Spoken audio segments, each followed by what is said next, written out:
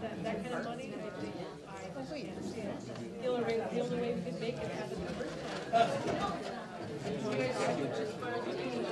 I can't see a state that I have not finished stuff. I have things I'm bringing.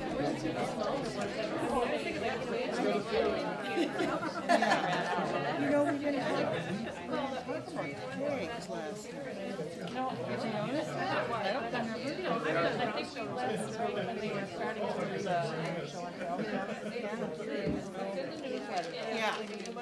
Well, I had to learn.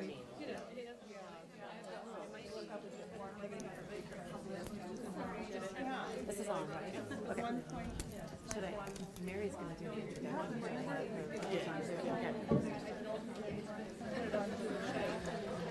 Hi. People are fancy. I never know about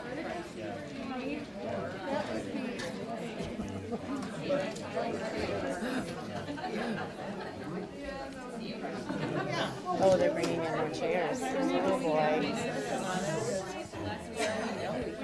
It's like, remember Hastings? Hastings, we had this gigantic group. It might have been 50.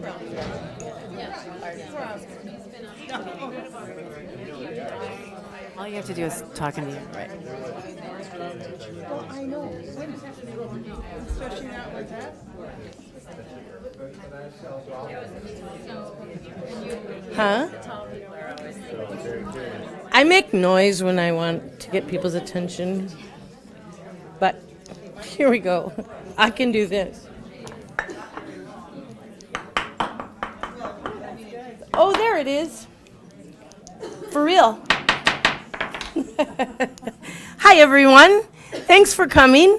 For those of you who don't know me, my name is Mary Somnus, and I'm the director of the Cook County Grand Marais EDA.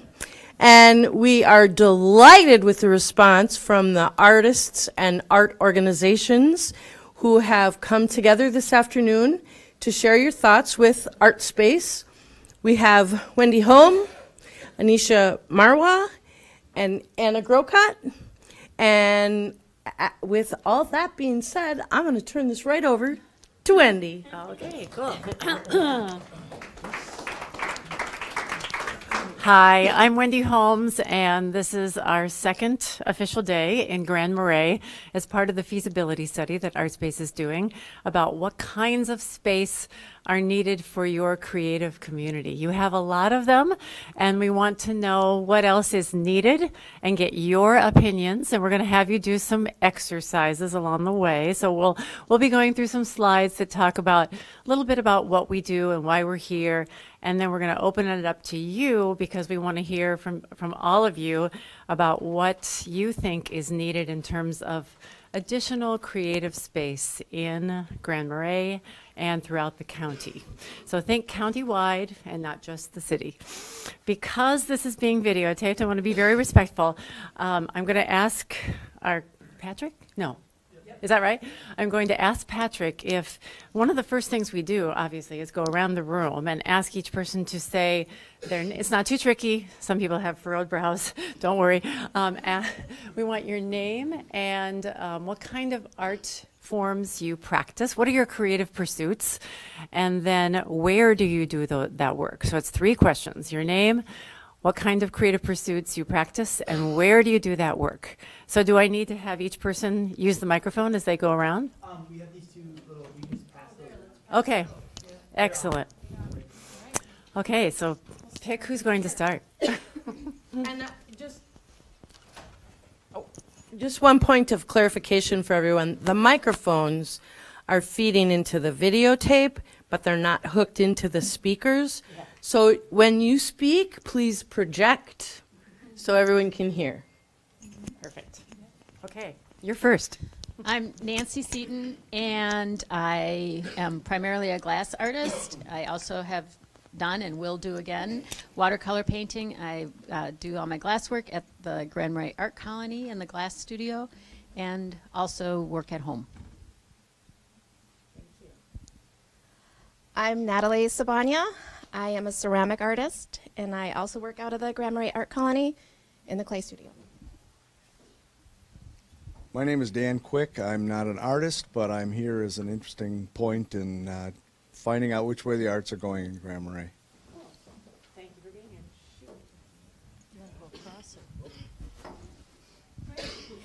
I'm Jan Healy. I'm involved with the Grand Marais Playhouse, and also in spare time I'm a spinner and weaver. I'm Emma Bradley. I started out in the 50s at the Art Colony, and now I'm working as a costumer for the Playhouse. I'm Sue Hennessy. I'm the artistic director of the Grand Marais Playhouse. Theater is my thing. I'm Mary Beth Garmo. I'm a broom maker and a woodworker, and I'm working out of my one-room cabin where I'm also trying to live. I'm Neil Sherman. I'm a plein air painter, outdoor painter, so I paint primarily outside, but also work in my home studio, which is tiny as well. Oh. Sorry, I didn't see you there. I'm Wendy Olson, and I had a career as a photographer and got a couple of McKnights in the Bush Fellowship, and I'm actually remember when Cheryl Younger started Artspace, and I'm up here in the North Shore doing various healing arts and other modalities of arts. I'm Peter Henriksen. I'm a timber framer and timber frame designer, and I also teach at North House Folk School. I work out of my house and my shop, which is at my house outside of town. Betsy Bowen. I am a woodcut artist and book illustrator, which I do work at a small home studio and in town here at Betsy Bowen Studio, which is the print shop. And also I work with Good Harbor Hill Players, and we put together a couple of outdoor-based shows that are performed at North House Folk School. I'm Paula Gustafson, and I'm a plein air landscape painter, so I mostly, like Neil, paint outside, but also I paint in my home studio as well. I'm Anne Marie Mershon. I'm primarily a writer, but I also am affiliated with Art Round Town, an organization that's trying to promote public art, and I write at home. I'm Rosario Smith-Degue. I'm a storyteller and a children's author and a Swedish folk singer, and I practice folk singing in my dining room, and I write in my studio in the backyard, which was a garden shed. And I perform at the Playhouse and then just various venues where I get hired. What's the question? Who you are and your type of art that you do, or your interest in being here? Okay. I'm sorry for being late. I'm Melissa Wickwire. I have a small business called Wickwire Clayworks, and I focus on producing handmade ceramic tile. As custom projects. I have retail products, and then I have an educational component to my business too. And I have a studio upstairs from Betsy Bowen Galleries. I'm Greg Wright. I work at North House Folk School. I'm Cheryl Larson. I'm primarily a fiber artist. I work out of my home and do some teaching. I'm Jerry Grant. I've been involved in with the Playhouse in different capacities, and right now I'm on the board. And for art, I do cold, traditional stained glass work in a room in my downstairs. Ron Piercy, career artist, sculptor for over 30 years, currently a jeweler, gallery owner, work in a private studio. I'm Carrie McHugh. I'm the director of the Cook County Historical Society, which has the Johnson Heritage Post Art Gallery. And I'm Barb Backlund. I'm with the Cook County Historical Society, and I'm on the board and with Johnson Heritage Post. I'm Elizabeth Davis. I work for the Cook County Historical Society, and I'm the new manager of the Johnson Heritage Post. Hi, I'm Jan Sievertson, owner of Sievertson Gallery. I have served on just about every arts board from Duluth to here. Currently serving on several boards, but none of them are too artistic. So I'm here to help this process. I'm Richard Olson. I'm a certified interior designer. I work at my home studio in Hovland. Amy Demmer. I work at the Grand Marais Art Colony. I'm Cooper Turnus. I am a woodworker, and I work here at the courthouse too, but my studio is a mile from here. I'm Mary Jane Huggins. I have the Tall Tale in Tofty, which used to be a yarn shop, but now I'm focusing on baskets and jewelry making, a few other things. Julie Arthur, fiber artist. I work out of my home in Tofty. Joe Wood, I'm a bead embroidery artist. I work out of my home studio. Tom Christensen, metal sculptor. I have Last Chance Fabricating studio and foundry and gallery in Lutsen. John Books, I'm a wood and metal sculptor. I cast work down at Last Chance Foundry. And I work primarily in the kitchen, and I hope to build a small workshop in the backyard this coming summer. Dave Quick. I'm on the board of the Art Colony. I'm an art historian. I draw and paint. Jim Sandard. I design and build furniture at my new studio 4 miles out of town. I'm Jerry Rich, and I teach at the Art Colony. I'm a printmaker, primarily etching and woodblock, but many other things also.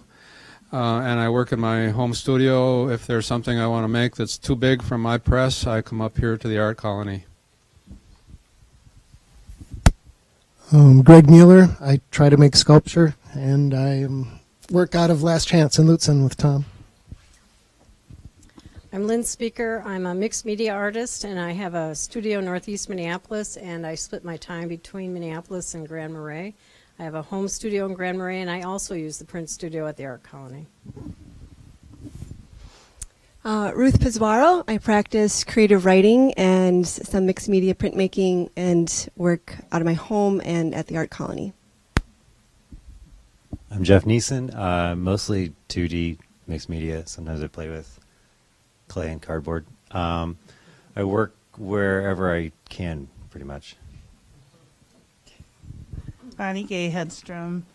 Let's see, I'm a fiber artist. I do some mixed media, some mosaic, some painting, and I work out of my studio / guest room and the dining room table. I'm Jeff Morgan.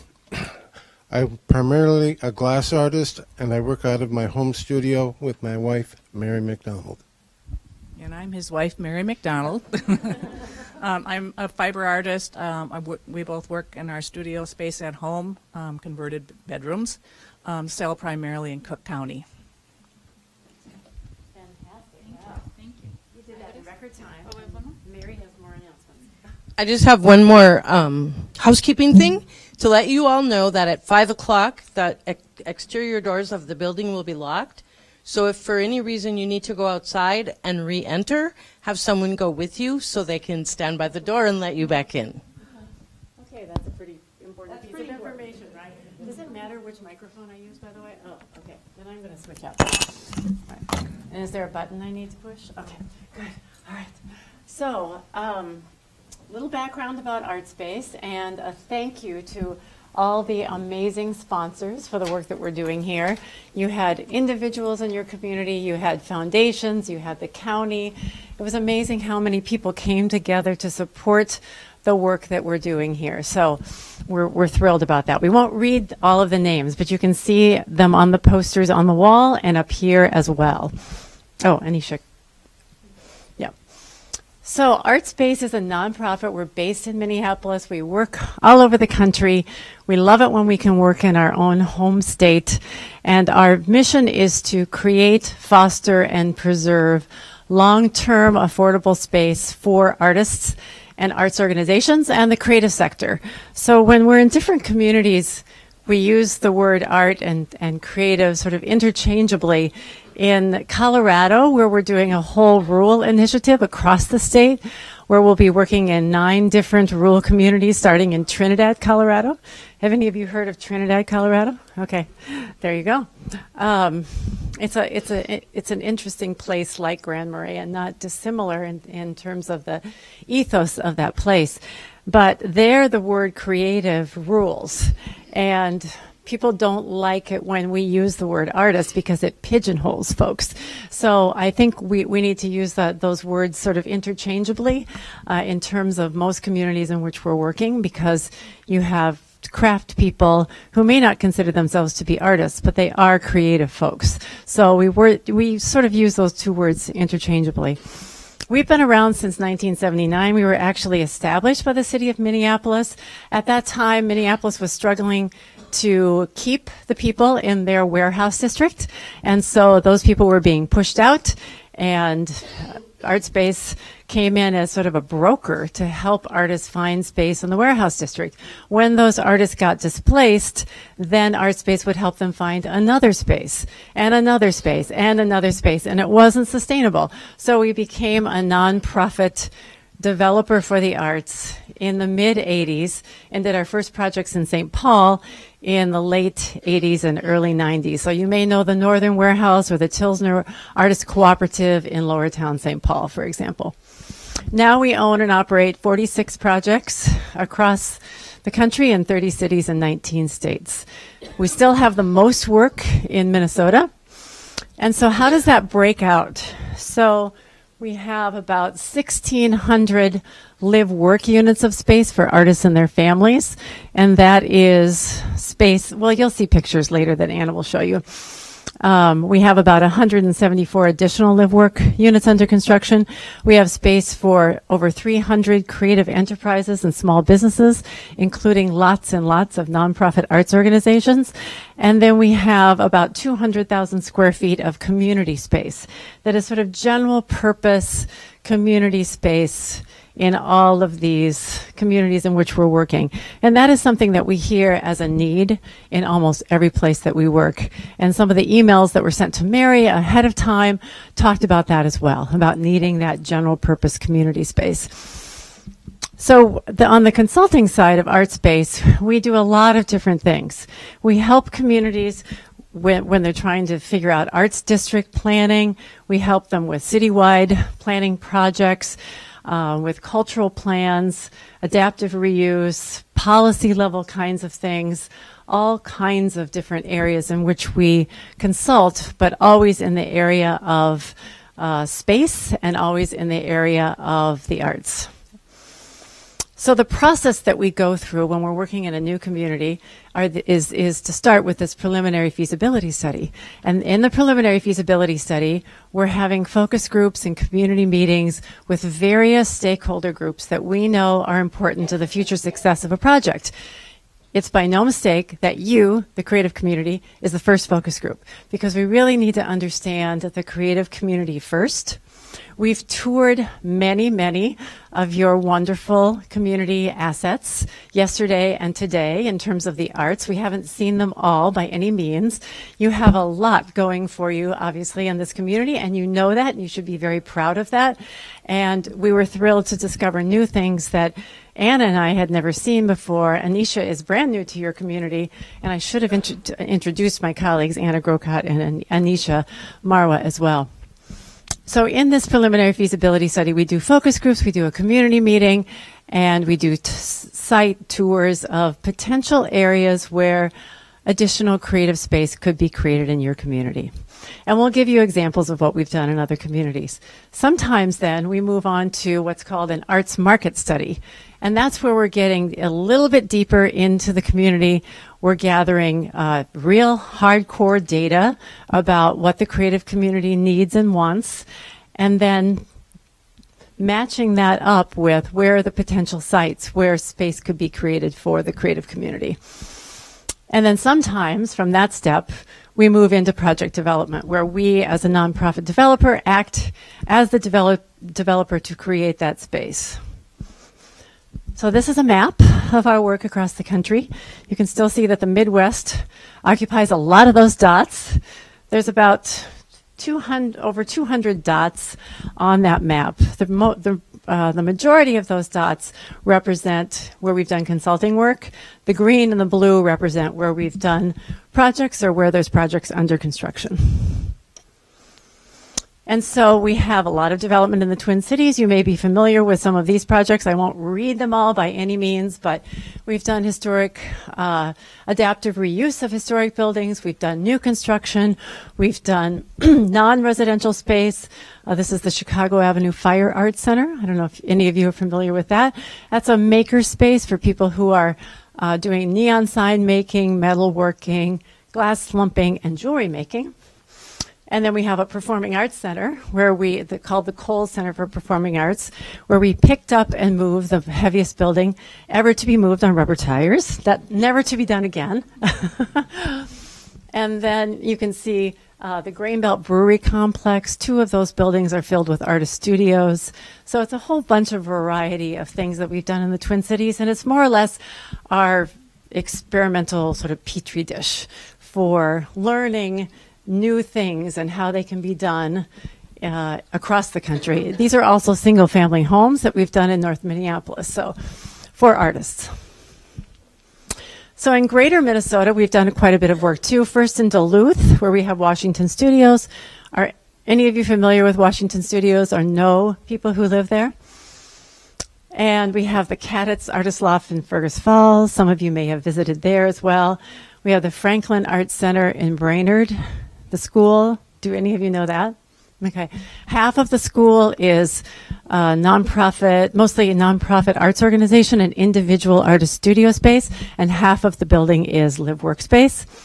And then in Hastings, we just opened our most recent project, and that's right on the river downtown in Hastings. So the first floor is non-residential space for the creative community. So it's creative businesses on the first floor and community space, and then it's live work above that. So in Cook County, I think I already mentioned I skipped ahead. This is what we're doing, the stakeholder focus groups, the area tour, and the public meeting tonight. So we are building off of some of the goals that have been identified in your cultural plan. You've done a lot of work, and I think it's always good for new people coming into a place to understand what work has been done and what goals are you trying to achieve that you've already laid out in a plan that we can help facilitate. So these were some of the things that came out of your cultural plan. The big themes were can you go back a slide? Sorry. Telling our story, working together, placemaking, and guiding that implementation. Go ahead. I'm not going to read all these because I hate it when people stand up and read slides. But these are some of the goals that you had in terms of telling your story, making it authentic to the place that you are, using technology to enhance the markets, and then developing funds for arts and cultural marketing and PR.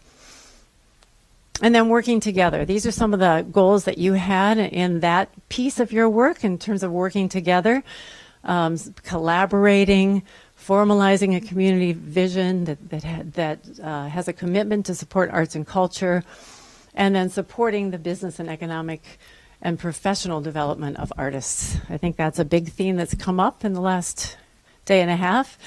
And then in terms of placemaking, these were some of the goals that came up that we highlighted in terms of how our work could help support your effort. And one of them was more affordable workforce housing options for anyone in this community, but particularly young people and particularly artists.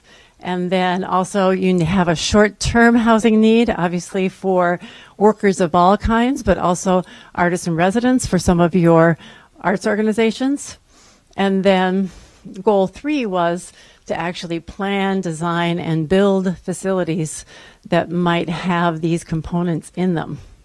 So this is part of what we want to explore with you all, is really that goal 1, 2, and 3, and teasing out, you've all participated probably in the cultural plan. Is that true? Most of you? Okay. So we want to tease out from you, what are your priorities in that cultural plan that we could help facilitate? Next slide. So these are the 6 components of what we're looking for when we're in town during this feasibility study. And this is the one that we're going to hit on first, is the project concept. What is the project concept that you all really want to move forward? What's missing in the marketplace?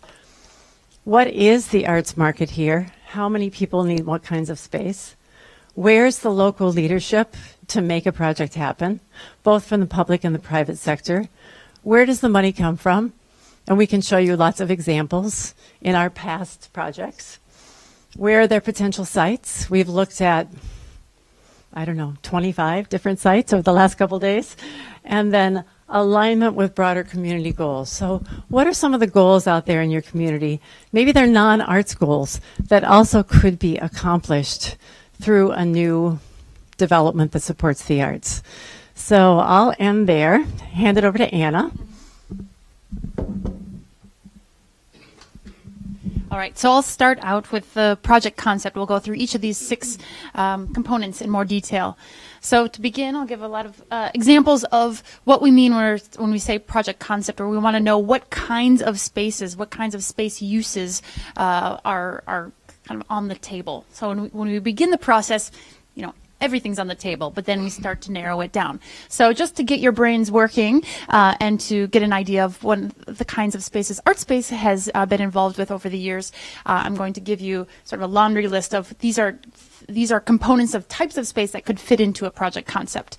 Starting with the artist live workspace, and this is what Artspace is known for, especially when we're working outside of Minnesota. We do this affordable live work space, which means something different to everybody. So when we're talking about it, and when we are doing work across the country, we're talking about affordable housing for artists and creatives with additional space within the housing unit to create. So that doesn't mean that there's a studio over here necessarily and a living space over here for when Artspace is involved.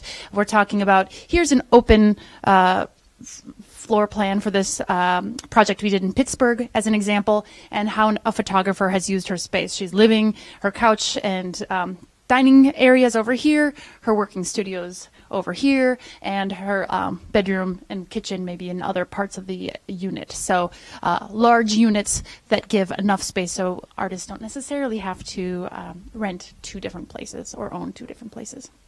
So there you go. There's live workspace. Moving on, we've got community space. So again, broad terms. Spaces where people can gather. In Artspace buildings, these are spaces that no one organization has the lease on, nobody rents, but the tenants all program with lots of different uses.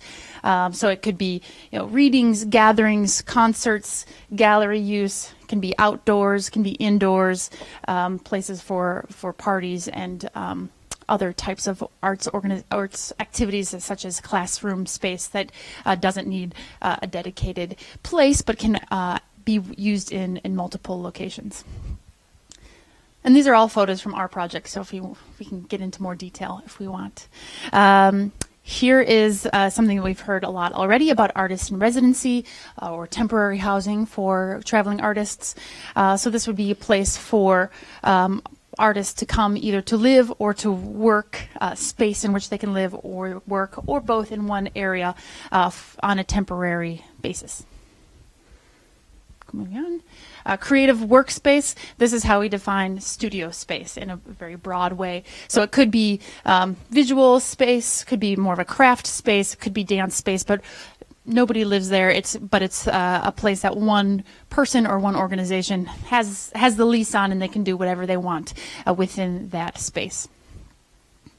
Collaborative space, this is the big example in our portfolio is the Chicago Avenue Fire Arts Center. So that's Professional artists can have a membership to access the tools and the equipment. Students can access these tools through classes and under supervision.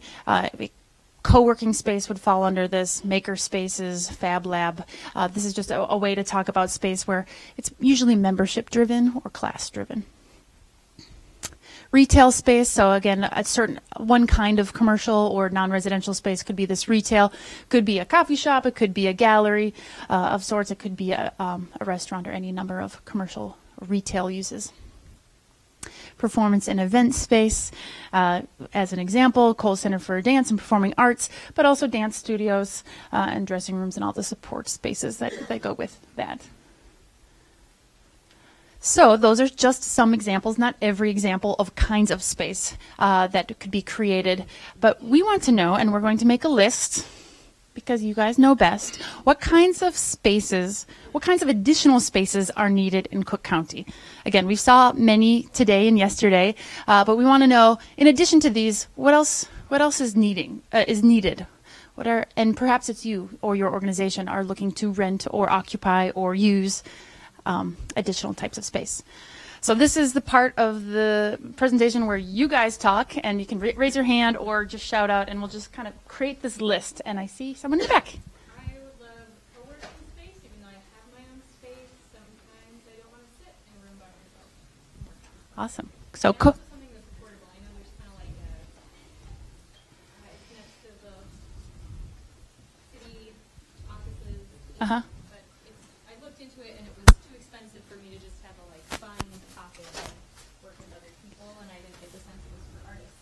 Got it. Oh, got it. Mm-hmm. Co-working space. And on top of that, all the affordability and built for artists or creatives doing work, the community aspect of that. You can just write co-working space. All right. Yes? Affordable housing with studio space? Affordable housing with studio space. Got it. We're just getting these down. Thank you. We'll dig into each of these more. So just getting the big concepts. Yes? A larger studio space that can be utilized for dirty work. Dirty work meaning sculpture, clay, and with overhead hoists and accompanying tools. Thank you. Probably next year I'll build my own studio. I'd like to start back in doing wood sculpture, which is incredibly messy. It's like living in a lumber yard and wood chips everywhere, and to continue to do some of the wax and bronze sculpture that I do. All right. So similar to what Tom was talking about, correct? Creative workspace for messy. Rather than Yep. steel and metal. Yeah. So I think messy, we could probably keep it in the same for the. Wood and metalwork don't mix. Okay, so we want one for woodworking. We just want to make sure we're making a list. One for woodworking, one for metalworking. So yeah. Yes. Contemporary gallery space. Contemporary gallery space. I'm repeating for the sake of the camera. So there you go. Thank you. Yes. On the list of tool sharing, a cold studio for glassworking, grinding materials, and that doesn't play well with the others. Needs to be clean. Okay. So clean, collaborative workspace with tool sharing specifically for glasswork. Yes. Okay. Thank you. And I would add Yeah. under the messy an area for clay, and specifically an area that can house different types of kilns. I'm just making sure we're not talking faster. So with messy workspace, clay, and with a variety of types of kilns available. Okay, great. In the back. Following the same theme of collaborative and space where the fiber arts could gather, where we can have a place to store looms, which take up a fair amount of space. So it sounds like there's two types of spaces, gathering space and storage space. Is that right? Well, that can be utilized. You don't want to just store the looms, you want to be able to utilize them. Also gathering space with storage. Got it. I think these ideas of, like Tom's talked about and others talked about, these maker space fab labs, because just in the short time I've been here, people take a class with the Art Colony, they learn how to weld, but they don't want to go buy a welder, they want to get a membership at the Y, so to speak, for art, or they take a class at North House, but they can't afford to go out and buy a lathe. So this place where you pay a membership, kind of like Chicago Fires, where people can go use that equipment and do what they want. Yep. I would love a small black box theater type of space. I love the theater that we have here, but it's also more expensive than I could afford to rent out. And there are other spaces I can rent that are affordable, but they don't have any theater lighting or that sort of nice option. Great. Black box theater. Thank you. Affordable housing. All right. Affordable housing. Thank you. Oh, we do. Okay, we already have a second vote. Put a big circle around that. We'll vote. So we need to. Any others that aren't? This is a great list, but if there's others, we want to make sure we get them added. Yes, Richard. Event space. Event space. Great. Can we yeah. For 400. Okay, that's always the next 400 or so. Got it. Yep. I think also some studio space for people that make videos and work in that kind of environment where they have to control the light and the environment. I mean, maybe the black box could go together with that. So it's like a theater space, but for video work. Yeah.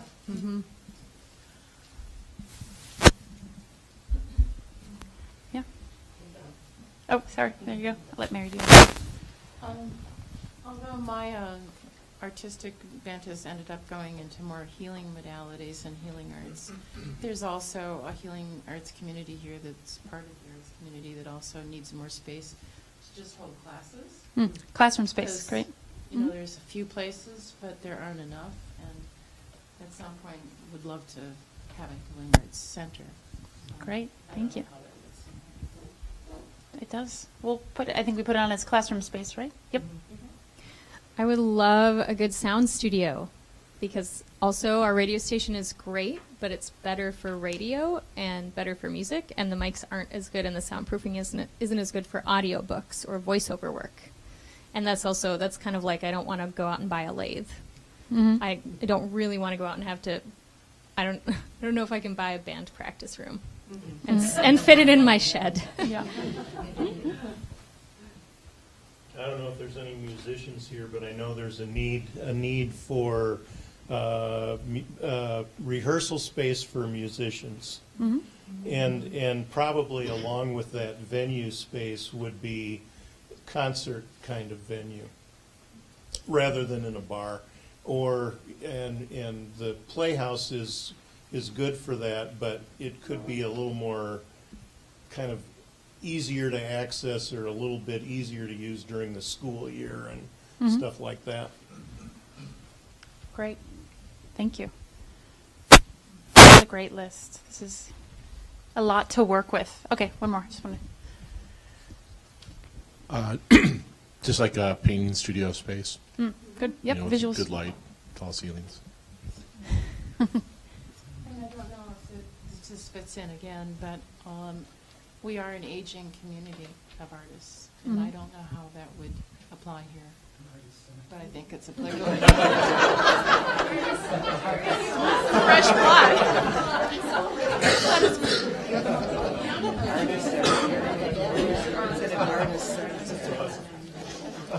Yeah, I think that makes sense, and I think that's kind of like a thread that we've been hearing, and could go into any of these space types, but serving the aging community. All right. Well, so this is a great. Oh, we'll come back to this list. So we're here, and we'll continue on, and we want to get everything's on the table right now. We want to hear about what all is needed, and then figure out where some of the priorities are over the course of the next day. Jan, I see you in the back. Affordable space for temporary dwelling. Temporary dwelling. Oh, right. We didn't get the. Yep.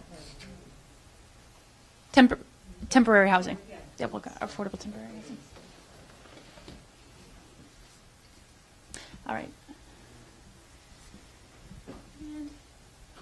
I know we'll have a lot to talk about, so I want to just make sure we keep going. So the next component of when we look at a full development, community-led development, is what is the market for this type of space? So when we say arts market, it's not how much your ticket prices are or how much you can sell your work for. We're talking about the need for space and how much people can pay. So when we're talking about affordability, what does that mean? It's different for each community.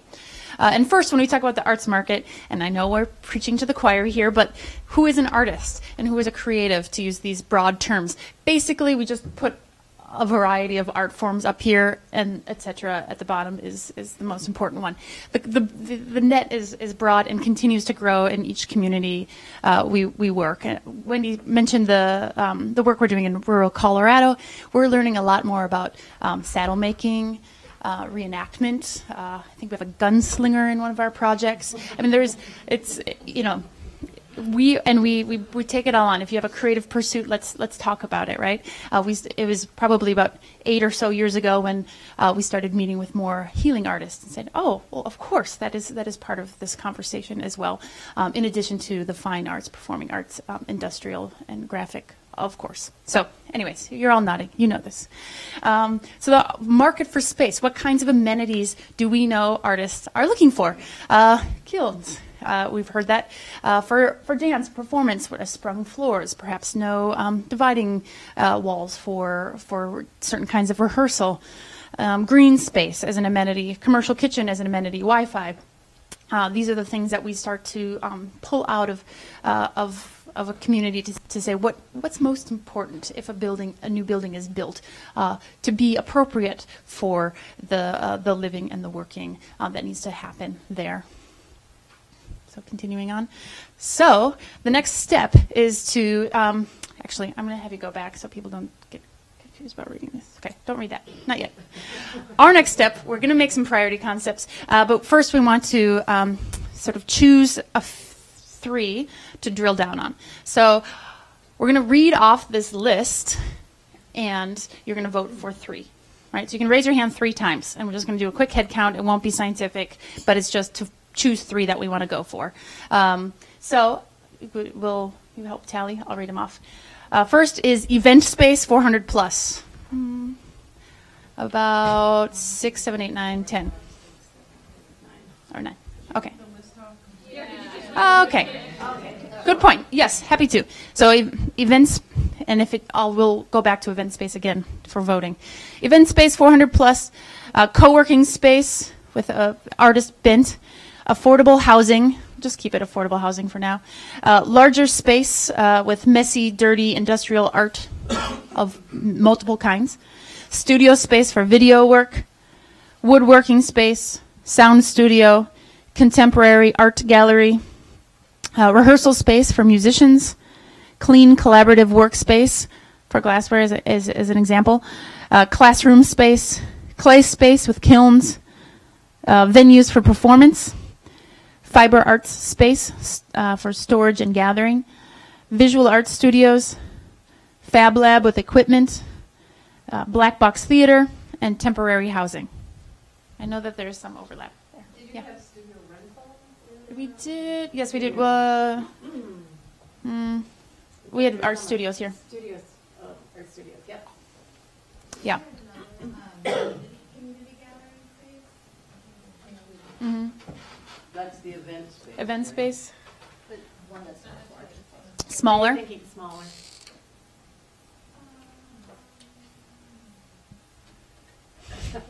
Flexible. I guess I see them as distinct, but I don't know why. Okay. Gathering. All right. And we know that, when we get down to it, some of these could be collapsed into one, some of them can be pulled apart into multiple, but we're just getting started here. All right. So we'll go back to event space 400 plus, so sort of that mid-sized space. Raise of hands. Is it about the same? Different, perhaps? All right. Next would be co-working space. 1, 2, 3, 4, 5, 6, 7. Okay. All right. Maybe you got it. All right. Gathering space, like Amy just said. Gathering space. Yeah, about 4 for that. affordable housing. Ta-da! All right. All right. Do we need to count? No, we could just say, yeah, a star. So larger space for messy industrial art. Middle. 1, 2, 3, 4, 5, 6. Okay, you can vote. All right. Studio space for art, for video work. Yeah. We can combine, and just we can combine maybe the studio space, this one, and then this the visual art studio space. Yeah. So we don't leave one out. All right, and the woodworking space can be combined with the metalworking for perhaps. I'm not for the sake of conversation, perhaps. Okay, a big space that would probably have big division. Okay, yes. All right. Let's see. Sound. I want to make sure I'm in the right spot. Sound studio. Yep. 2, 3. Sound video. I know it's right. Yep. How many? So 3, I would say. Gallery for contemporary art. All right. It's probably about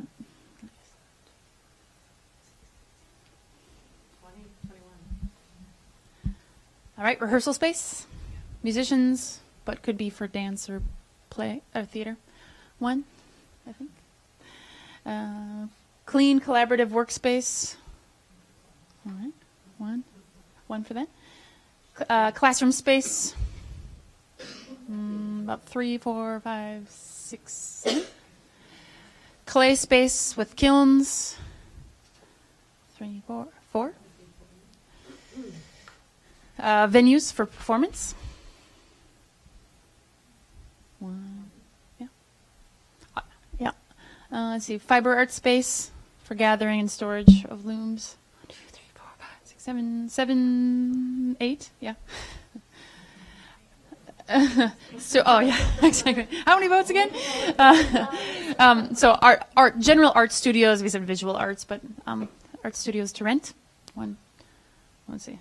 Okay, they're slowly trickling in. Come on. Keep them high. 1, 2, 3, 4, 5, 6, 7, 8, 9, 10, 11, 12, 13, 14, 15. Fab lab with equipment, so like a maker space of many different sorts. Again, these can be combined. 1, 2, 3, 4, 5, 6, 7 ish. Yeah. Black box theater. We got 1 here. 1 tall one. Yes. Yes. Yeah. Right. Exactly. Take up space. And temporary housing. Or artisan residency as one way.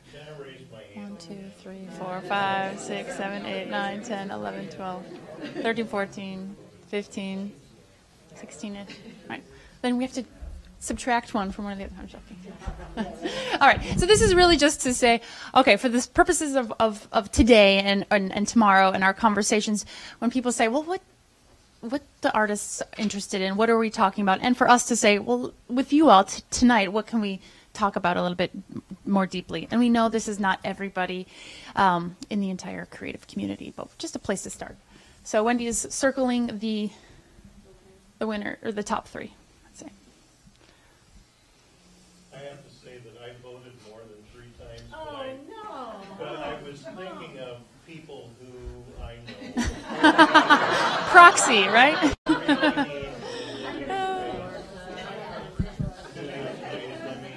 I'm lucky to have mine, but there's a lot of others who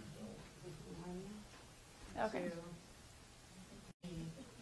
Okay. So the top 4, and we decided to let 15 and 16 be both in. So affordable housing, gallery for contemporary art, art studios, and temporary housing. Those are the top 4. All right. Did that surprise anyone? No. Okay. All right. Well, great. So we're going to have more voting. So we're talking about. So let's start by talking about affordable housing. So these are 2. Okay. these are the questions we'll ask of all 4 of these. Are you or your organization interested in renting this type of space? If not, would you visit this type of space? Of course, housing, it's a little bit, well, we won't ask this one. What is considered affordable? We want to know, when we say affordable housing, what does that monthly rate look like, or a range? And then what kind of amenities would be most important? So let's start, just show of hands. For affordable live-work housing, who would be interested in renting this type of space? Can you raise your hand if you want it to be here, even though you have your own? We'll do that as well. Yeah. So that'll be our kind of B question. So first, would you be interested in looking further into it? We're not signing any contracts today. Don't worry. Yes.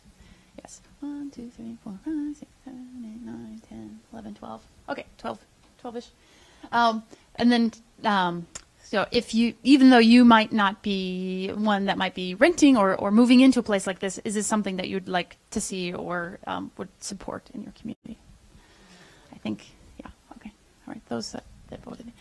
All right, so most all, yeah. There's no limit to the number of times you can raise. No, there's no limit. No, this is just getting. All right. So this is not okay. So then these last 2 are not voting per se, but it's what I would like to just hear some ideas. What would be considered affordable monthly rent for a live-work studio? It can be a range.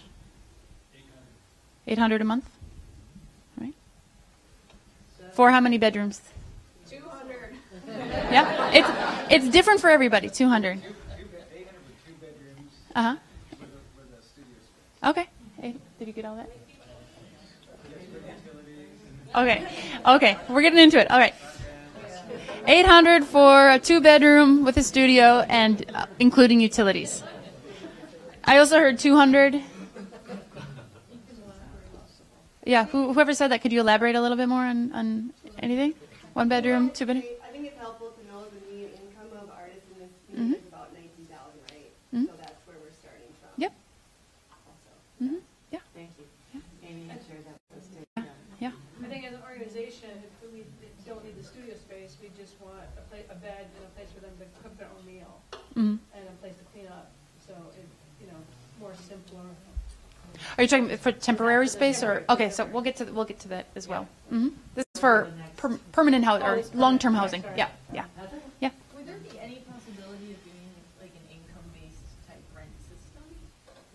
Because, Yeah. The median income she said is $19,000, but So we can get further into this a bit more, but for the when the type of affordable housing that Artspace develops uses a tax credit program called the low-income housing tax credits, and with that, HUD actually sets the rents, and they are based on income. Okay. Yeah. They are arranged. But they are arranged. Go ahead. 30 and 60% of area median income. So it targets a spread, and your rent is based on where you fit in that median income. Okay. Yeah. So yes is the answer. It's a simpler answer. Yes. Yes. So when Yeah. you're talking about these live workspaces, how do they work for families? Make those for families? Absolutely. Certainly. Yep. So the question was, how does it work for families if it's live work space? Of what Artspace works on, we have a lot of families in our projects. We have 3-bedroom units. We have people who've raised their children, and then their children become artists, and they rent their own units. And we have a couple projects that are very family oriented. We found out there was a lot of artists with children who wanted to live in a place like this. So we created more amenities for children, like a playground, and larger, more bedrooms in the units. More 2 and 3 bedrooms. So yeah, lots of families. All right. And what kind of amenities would be important? So something like a playground, if that's important to any of you who are thinking about affordable housing. What are some other amenities? Yeah. I think a lot of people up here do community gardening, or would probably like small gardens, especially up here. You kind of need a greenhouse. Like if there was a big greenhouse and people had lots in there. I'm not much of a gardener, but I think that would get you. Yeah. Yeah, in the back. Everyone likes outdoor space, so some like a balcony for kind of minimum, I think. Yeah. Or a small yard. outdoor space? Indoor plumbing. Indoor It's not a given here. Not a given here, but you know, a new one would be. Yeah. I mean, I think I might be going a different direction than some people. I mean, I guess all the pictures I've seen look very like modern apartment style, but I feel like there's a lot of people up here who would rather like a group of tiny houses on land or something like that, and just kind of keeping more of an open mind about who the community is. Yeah. So different ways of going about looking at creating housing. So tiny houses as an option. Example. Yeah, as an example. Yeah. So I was looking at more of the basic amenities like Wi-Fi, bathroom with a bathtub, laundry. Even if it's in a central location that everybody has to share, just basic amenities like that. Yeah. Big windows if possible. Yes. Good soundproofing between units. Mm-hmm. So all the introvert artists don't hate each other. Yes. Soundproofing. And good circulation, air circulation in the studio spaces, so people can be painting or doing whatever, and there's the air circulation. Mm-hmm. Yeah. I would be curious about a show of hands of people interested in an apartment style versus not. Versus the tiny house. Yeah, separate house. Yeah, independent. Yes. Okay, we'll do a show of hands. Richard, is it related? Walkability. Oh, walkability. All right. So we'll just do a quick show of hands.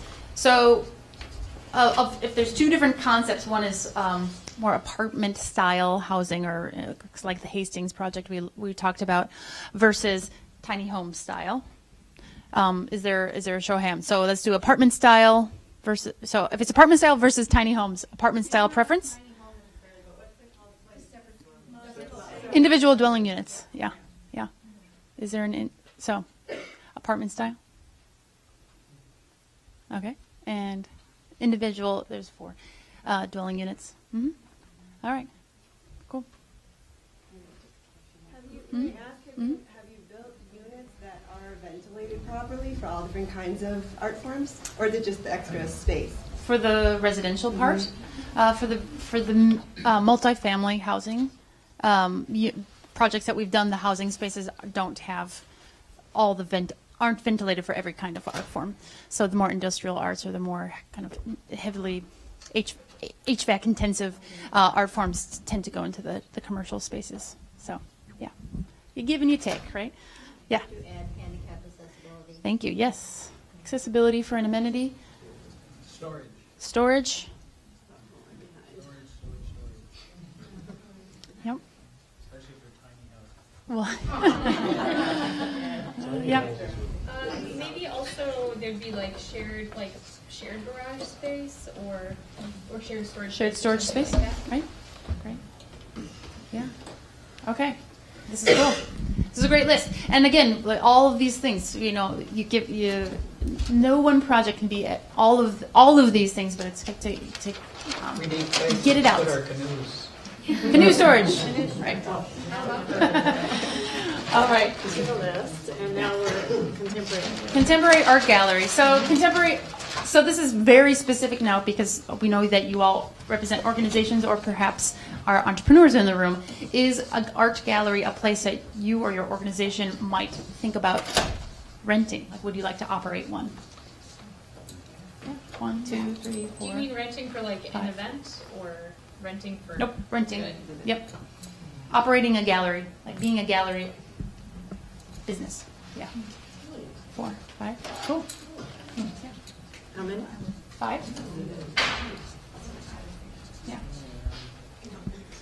All right. So then the second question is, what about rental for space for one night or one weekend or 1 week at a time? Temporary rental of a gallery. A lot bigger. All right. So about 4, 8, 10, 10-ish, 15. 15, I'd say. Oh, Anisha, thank you. Oh. Thank you. And then kind of the follow-up. We're in a room of artists. Would you visit this type of space? For one reason or another. Right, yeah. All right. So so let's first start with those, talking about more of a long-term. If I was going to start a business that is a gallery space, what would be an affordable monthly rent? I think you were all kind of over here. range? Under something, no more than? It's hard to answer without. It is hard to answer. Per square foot or something. All right. What about for temporary, like nightly rental? What is there a going rate now for renting out gallery space or exhibition space? Well, a daily rate at the Art Colony is $125 for members for an exclusive rental. For a day? Mm-hmm. Okay. This is $50 for a night, because you know you could have that many friends come and pay $10 a ticket and cover your expenses. If you have 5 friends. Yeah. 5 friends? Yeah. I'm just saying you can count on 5 people that you can get. All right. So for a gallery like this, any type of rental, either long-term or temporary, what are some amenities that would be sort of essential? Like walls, yes. Good lighting. Good lighting. Big doors. Big doors. Oh, storage area. Storage. Professional hanging system. Hanging system. In public bathrooms. Public bathrooms. Needs to be a kitchen, small kitchen type thing. So convertible or flexible space, you can move and rearrange kitchen, I'm hearing. Indoor, outdoor. Indoor, outdoor. It would also be great if the lights could be, if it's not just all on, all off, because then you could also use it for some theatrical type of performance. Okay, so flexible lighting system or grid. Or, yeah. We're dreaming. We're dreaming. Nobody voted for Black Box. I love it. All right, yeah. Like installation capability? Installation capability. Installation capability is the last one. All right. Okay, great. Once Wendy's finished, we'll start with the third one, which is studio space. So where one individual artist or one group rents a likely smaller space for working. How many would be interested in renting this type of space? All right, 1, 2, 3, 4, 5, 6, 7, 8, 9, 10, 11, 12, 13. Let's visit. We'll take that one off the table. What would be a range of affordable rent, or per square foot? If anybody's renting already? Idea. This is always the hardest question. Not per square foot. Yeah. Like between $200 and $300. Okay. Mm-hmm. We often hear that from the arts community too. Certain. Often people, businesses say, well, this much per square foot, and artists say, however much I can get for $200. Yeah. I'll scale myself. Accordingly. Yeah, accordingly. Yeah. 500 to 700 square feet. Mm-hmm. Good. So we're kind of getting into amenity world. So 500 to 700 square feet. Any other sort of square footages would need, or other amenities? What would you expect to pay for 500 to 700? Okay. You think? Here? Too much. Less than I'm paying in Minneapolis. I don't know. It's hard for this guy. I've not looked into any rental here. Yeah. There really isn't any. There isn't. All right. There's no comps. There are no comps. Yes, All right. there is. Yeah. That's. Yeah, and my guideline has been $1 a square foot. Yeah, it has. Okay. Yeah. That's good. And I would concur with that in Lutzen, it's, if there is commercial space available, it's about $1 a square foot. And I think that's high. Per month. That's a national average, by the way. No matter rural or. Yeah, I'm talking Lutzen. Yeah. I don't know if everybody heard that, but we find that that's about a national average, both in big cities and in rural communities. $1 per square foot. Yeah. There you go. A little bit. Yeah. Maybe a wide range of spaces, or spaces that are media focused. Like a first floor is for artists who work dirty and big, and a third floor is for a songwriter who needs quiet space. Different sort of spaces that cater to different sort of needs. Mm-hmm. And separated by floor, perhaps. By floors. Yeah. Cool. All right, and then the last of the four is the temporary space for visiting artists. I think housing specifically. So temporary housing for visiting artists or experts or instructors. It has to be in town, in Grand Marais. Is this like a residency program? Yeah. Yeah, I think the program sort of the programmatic piece could be varied. So, you know, perhaps, yeah, it's a residency program. Perhaps it's visiting artists who are coming to teach a workshop. Maybe even Students, yeah. Yep. Anything for visiting artists. I suppose. Yeah. Well, yeah. First one, I guess, if you're here for yourself or an organization, would you be interested in renting this type of space? Are you bringing in artists from out of town and need a place for them to live temporarily? 1, 2, 3, 4, 5, 6, 7, 8, 9, 10, 11, 12, 13. All right, 13. All right, and then let's continue. I'm just curious, for the sake of time.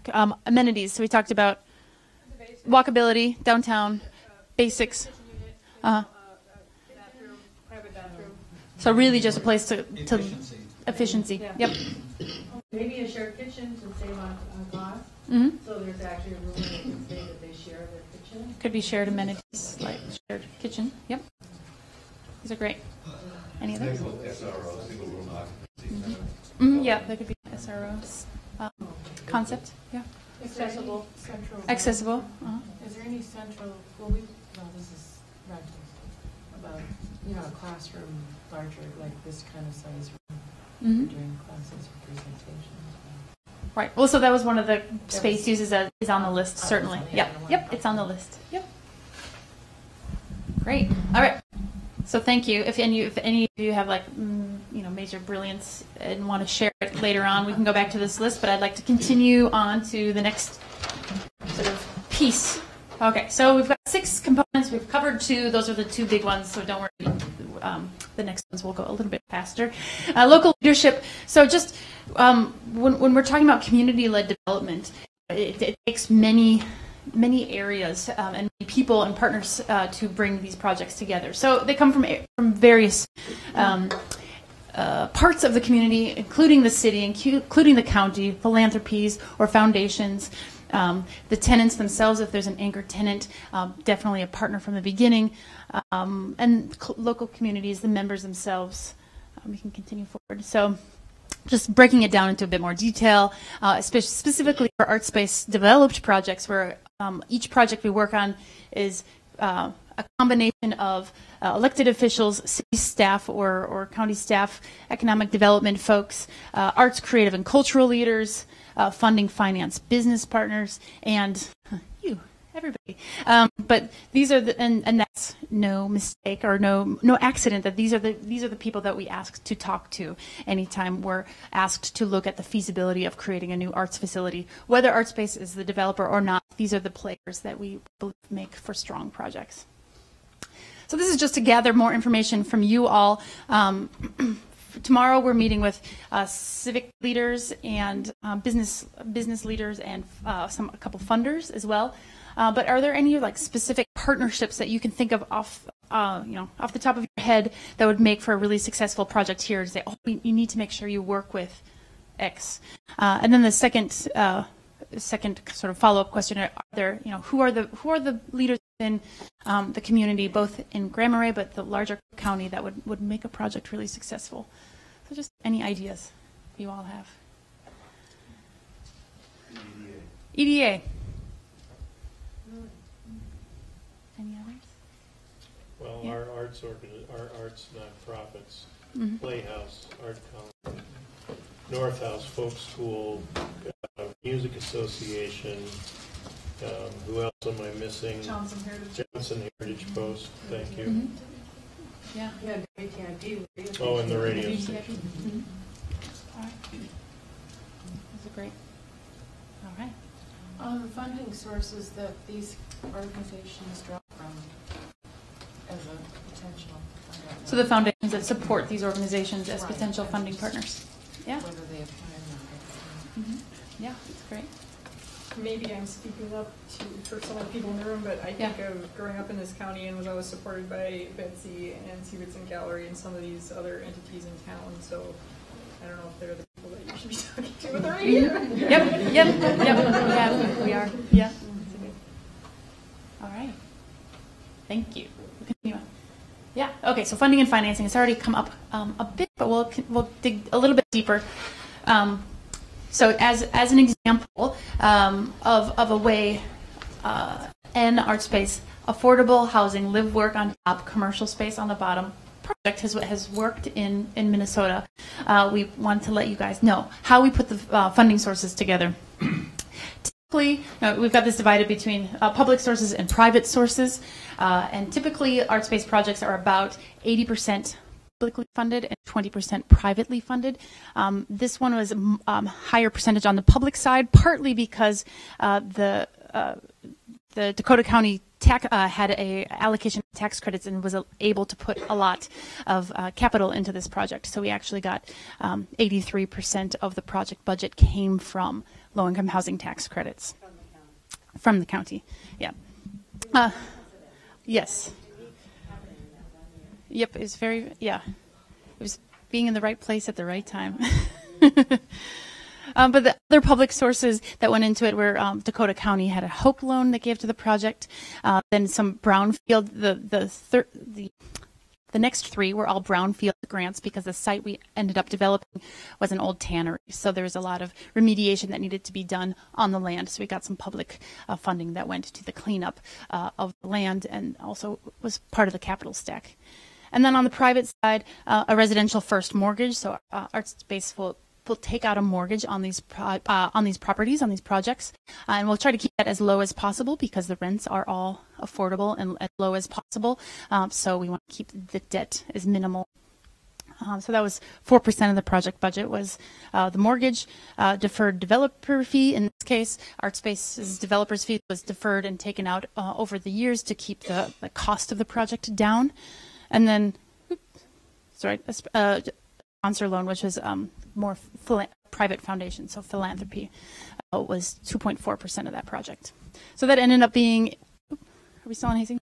A $12.5 million project. Do you have that on top of your head? No, it's 37 units of work housing, and then, oh gosh, how many? 3 commercial spaces. 3 commercial spaces and a community space. And an outdoor, a community indoor space and an outdoor pavilion. Yeah, outdoor pavilion. An outdoor pavilion too. And that was funded by a grant as well. Mm-hmm. Yeah. As another example, just another Minnesota example, and this was another, they're all unique, right? They're all different. But this is in Minneapolis, Artspace Jackson Flats. This is a project in northeast Minneapolis in the Arts District. It's purely residential. There's not a commercial component, though there is a community gallery space that the artist tenants will have gallery shows, they'll have workshops, they'll have flea markets, they program the heck out of that space, really. So this one, again, we had the low-income housing tax credits was part of the funding for this, and that was 76%. The city of Minneapolis home funding. We also got some money from DEED and from Met Council. So this was the public portion, and then the private sources was just on the residential mortgage for this one. No philanthropy on this one. Yeah. So in the state of Minnesota, since we've done quite a few projects in the state, these are just other sort of sources that we know of that could go to a project like this. I don't know if I need to read them all, but the part of, and we'll get into this more, but the part of the benefit of projects that fulfill multiple community goals is that it's not just housing, and it's not just art commercial space, and it's not just one thing or the other, that if there's multiple needs that are being met, then that opens up the door for other funding sources, especially on the private side, but also gets the attention from different types of funders who might be interested in certain activities that might be happening in any given project. Yeah. Do you have a way to guarantee that in the properties that you're developing, local year-round residents who are artists can rent or be in those spaces? Is there a way to guarantee that that's the population you're serving? Yes, and I guess to ask the question, is this specific to say that they wouldn't be rented out for vacation rental? Is that the question? Right, is that sort of an the artist who just wants another extra studio from the, who's in the Twin Cities? Like, as a second residence? Right. Okay. So yes, because and that's partly because of the federal funding and the state funding the funding sources that go into these projects, that they need to be the residence of the artist, and they can't be subletted. But So also, go ahead. a community can put covenants in place that restrict the renting of these units to a locality or a county, for example. And we did that in Loveland, Colorado, where 50% of the units had to be restricted to local residents within a, 10 or 20 mile radius. And then in East Harlem, we did the same thing where 50% of the units, in that case it was 100 units, had to be dedicated to the East Harlem residents, or people who used to live in East Harlem within the last 5 years. Mm-hmm. So a municipality or a county can set that up any way they want to, and then we will abide with that. So we're used to that kind of thing, yeah. And you'll find that even in wealthier, tourist-driven communities, the locals will be the first to know about these spaces and sign up for them, even when there's, pressures, economic pressures, or, fear of interest from Twin Cities or Chicago or whatever, that it rarely happens. Because the locals, they're involved in meetings like this, they know about it, and they are the first to sign up. Yeah. Yep, quick question in the back. Yeah, how do you know that the individual who's now renting this live workspace is actually, the majority of their income is coming from this opportunity, that they are actually working and selling their work?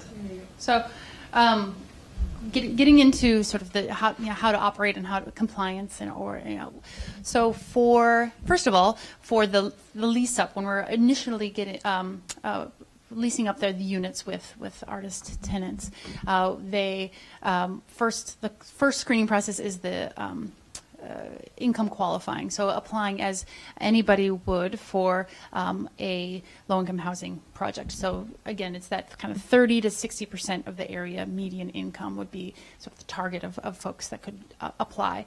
In that application process, there's a box that you can tick to say, I am an artist, or I am dedicated to a creative pursuit. And those applicants are the ones who are sort of go to the front of the line.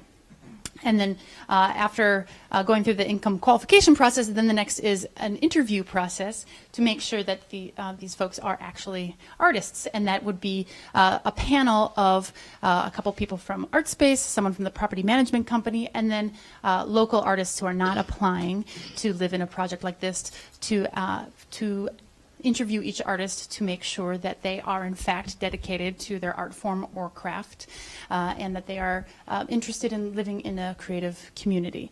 So the qualification is not, do you make a majority of your income from your art? In fact, it's not a requirement to make any income from your art. It is a requirement for Artspace projects to show a commitment to the craft. So having a portfolio of work, or having multiple playbills, or evidence of what you've been up to, manuscripts as an example. But it's not the committee's job to say, is this good or bad art, or are they making money off of it? So then on the sort of, to address your question, then as a person lives there, if they are making money from their art, it doesn't go into whether they are allowed to stay or not. It typically happens in these projects because it's in an arts community. There is a bit of sort of positive peer pressure to continue to create because there is this spirit of collaboration. And if somebody sort of gets a new job and decides not to pursue their art, they typically take that as a cue to move on. But do you have more to say about that? Well, nationally, only 10% of artists in the United States make 100% of their income from their art. So it's pretty rare. And we find that artists who move into these buildings make more money from their art over time as a result of living in these supported communities. where they can not only collaborate, but also where they have resources in the other people who live there to pursue what they're pursuing. So, but it is not a requirement because we know that artist income also ebbs and flows. And a lot of the younger artists, of course, are holding down 1, 2, sometimes 3 other jobs to make it in this world. Yeah. Yeah. All right. So, a question for you all, and if we'll just see if anybody has comments about just other potential funding sources that you didn't see on the list, that you didn't see Artspace has used before. Do you know of a private stash of money anywhere for a project like this? Sorry? FDA. FDA? This housing. Thank you. Any others? IRRB. IRRB. Yeah. Thank you. And the Lloyd Key Foundation. Yes. They were a big part of bringing us here today. Yeah. Yeah. I would think maybe not, I don't know, funding or not, but just the proliferation of natural resources in our area, thinking through other partnerships that might be beneficial within the state and federal government that way. I love that. Yeah. One thing we don't have here, as many places you've developed, is we have no corporations that are philanthropic here. And so we're kind of dependent on government and individuals, but at a $12 million project or whatever this would turn out to be is for many of us it looks like a really big leap to try to make. So we do have corporation owners that have their second or third home in the county, though, and they're not here all the time. Sometimes they're only here for a couple weeks at a time. So maybe a letter campaign to ask them to ship them to the local community. I like that. Landon Foundation has supported a number of creative ventures. Yeah, Landon Foundation, thanks. Yeah. Is any Our Town grant? Yeah, certainly. All right. Bush Fellowship. Bush, yeah. Bush Foundation. Yeah. Bush Foundation, yeah. And I'm in USDA, not FDA. Okay, yes, yeah. thank you. We have other funding from USDA for a project on the Pine Ridge Reservation, which is an arts incubator. And we'll be trying to do that. Yeah. So, yes, potential sites, just very quickly, what kinds of sites work for projects like this? This is just what, and again, nobody's choosing a site for any one thing right now, but this is what we look at and we kind of want to give feedback on for the site tour that we gave. So, location, does it have the walkability factor? Does it have visibility? Is it downtown or is it out of town? Size for the market and for what's needed. Accessibility, of course, to make sure people can access it both physically and also kind of psychological accessibility to make sure people know that they are welcome in these places. Acquisition, so what the price is, if it's market rate or is it high. How much does it cost? Adaptability to project concept, so housing versus commercial. How does that fit together? Alignment with broader community goals. What else are you all working on, and how can a project like this help with those goals? Potential for support both on the public and private side, and then intangibles like, is this just the beloved site that or building that people are looking to save or do something there, or is there some historic event that happened? What are those intangible pieces as well? For potential sites, and this is what Artspace's approach, we look at all three of these options. So adaptive reuse, historic renovation. This is an example from Dearborn, Michigan, where we renovated their historic city hall, and so now it's artist live workspace, affordable housing, and commercial space, and an artist in residency program for the Arab American National Museum, which is across the street. So they bring in their visiting artists into one of these units. I'm digressing. So adaptive reuse, so historic, new construction. This is the one in Northeast Minneapolis, and also a combination of the two. So this is Buffalo, New York, in which there's a historic building that we renovated and then built for six fourplexes rather, of new construction to fulfill the need for housing that they had in Buffalo. So everything's on the table. Design for artists, we know a few things about what artists generally need. We know it changes a bit from community to community, but it's pretty consistent that artists are looking for high ceilings, large windows, access to natural light, flexible floor plans, durable surfaces, wide doorways and hallways. This is an example of a live-work unit in the Northern Warehouse in St. Paul. You can see the galley kitchen, the flexible floor plan, and all of the above. Big, huge windows in there. Yes? Just to back up a bit, and in terms of places for residents, people to stay, particularly plein air people, perhaps partnering with a few of the resorts. There's dozens of resorts here, and perhaps one or two, a couple of them, a handful, would designate a unit that could go to an artist for a particular month. So partnership between local the resort owners. Resort owners. Yeah, that's good. Yeah. There's the business park off the new Gunpla Trail that doesn't seem very inhabited. We did see that today. Yeah. Yep. Okay. Yep. Thank you. And have you looked at the Coast Guard station? There's okay. Yep, we did drive by it there. Are you only looking in Grand Marais, or are you looking beyond the city? What's very so we looked at sites outside of Grand Marais as well. Because there's a site down in Tofty that has 3 buildings that could be used for studio space, event space, living space. Right, do you, Mary? I'm just looking at our local.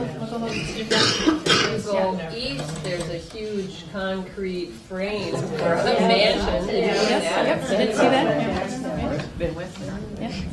What about above the town, any of the hillside? I mean, if we're talking tiny houses, walkability, that might be there's trees and. Above the town? Yeah. That's great. Yep. All right. So, we just a couple before and after we can. Excuse me? Are there any town places that haven't been developed? Undeveloped places? Yeah. Yeah, and yeah, so we had a nice long tour and a driving tour. So we saw some just from the window, and I know I say this a lot, but there's always someone who walks away and doesn't hear me say it. But it's not a goal of this visit or this study to choose a site that will 100% move forward. It's just to see what's out there. We give feedback based on those criteria, so that there's some sort of ideas for moving some of these project concepts forward. All right, so we wanted to make sure to get to this and also respect your your time. So alignment with community goals. This is a big one for us as we start to look at how a project can come together. So it's not just an artist building. It is more than an artist building. What else can these types of facilities do for our community? And this is a list, and it's also coming around with Anisha and Mary on a half sheet of paper. And I'll just talk through them. And what we're going to ask you to do is just circle your top 3, again, 3, the magic number, top 3 goals that you think an arts facility project, as it's defined in your mind, could help address. One could be increasing residential density in the downtown area. One could be maintaining affordability in the city and the county. One is preserving historic structures. So could a building or a facility in a historic building sort of fulfill that goal as well? Activating vacant lots. Oh dear. Okay. Don't even look there. Yes. Okay. And then activating downtown lots, downtown revitalization as a goal, supporting a cultural community, a specific cultural community that might be in need of space, assisting rural artists. Here we are. Transit-oriented development. That's more of an urban goal often. Sustaining creative businesses and nonprofits. Anchoring an arts district or a cultural district. Enhancing healthy lifestyles. Promoting tourism. There is also, if there's something that is not there, you can write it in, and that is really helpful for us to know what are your broader goals for a project such as this. What in addition to the arts component, could something like this address. Is there a limit to the number? No. I said 3. Oh, 3. Okay. I'm trying to prioritize here. If it's a tie, we'll allow 4. That means Tom will do at least 5.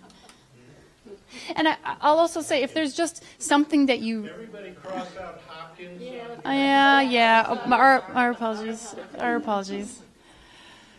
Grab the wrong pile. I know. But I'll also say, because we're nearing the end, and I know we have a big group, so not every thought has come out to the public. So please feel free to write another comment on, or if you have a question for us, or an idea for a site or a partnership or a concept, feel free to write that on. We will certainly read all of these. We'll get to that. Yep, we'll get to that. Yep. Thank you. Yeah, we'll get to that. Thanks. All right, so everybody said on what you're doing. When you're finished, just pass them to the edge. That you don't need a name on them. All right, continuing. Okay, so just supporting cultural communities. Here's an example of supporting a cultural community is our work on Pine Ridge Reservation, where it was very important to support the artists and the creative businesses of the reservation there. So we're creating this physical structure. This is just the floor plan. That will have art studios and creative business space, this is the rendering. And then the complement to that is the rolling res, which is this van bus that will travel around to the artists working in the outer edges of the reservation, because it is so large and not everybody can travel to the incubator. Another example of sustaining creative businesses and nonprofits and preserving historic structures was the Loveland project that Artspace has completed. Here's the living portion of it in rural Colorado. Live Workspace with a community space on the ground floor that the artist tenants use for events and programming. And then the Historic Feed and Grain Center, which is currently in development right now, historic preservation, and that will be an arts incubator space for creative businesses and nonprofits. Continuing on. All right, so we're here gathering a lot of information, talking to a lot of different people over these 3 days. We'll go back to Minneapolis and put together our thoughts, our findings, some recommendations for next steps, and deliver a report back to the core group, and then in spring of 2018. And we'll provide some ideas for some next steps and some priorities that we've heard from you all. And then we believe that our partners and the core group will communicate this information back to you all, and then we'll go from there. Yeah. So just one correction here. We were very broad about how we define spring. We're actually the draft reports from our findings and recommendations will be delivered in January of 2018. Okay. Thank you. I was looking at that. I was like, please correct yourself. So our deadline for ourselves is 8 weeks. We get it back, and then we go through a couple probably rounds of edits, and then it'll be sort of finalized by January. Yep. And in the meantime, I would have you all know that Patrick is going to film, in addition to this meeting, the public meeting this evening, and the 2 other focus groups that are going to be meeting tomorrow morning. And then all of that is going to be posted on the EDA website. So if you want to watch and listen to what other people in the community have to say during the process, you'll be able to click on that on our website once we get it up there. And also in the meantime, you are welcome to communicate with any of the people that are working on this project as the Creative Economy Collaborative. And I would ask those of you that are in the room to stand up so that other people know who you are. So look around, see there's Tom, Amy, Richard, Jan, Barb, Jerry, Betsy, and there are others. But those are at least folks that you can continue this conversation between now and the time that we receive our report. Thank you. Thank you all for your time. This has been super, super helpful and super important for us. And I've been enjoying our day and a half in Grand Marais so far, and thank you for making this just a really exciting meeting with a lot of information. Our heads are swimming, and I know they've been taking a ton of notes. So thanks again, and please come to the meeting tonight if you're so interested. So thank you. Thank you.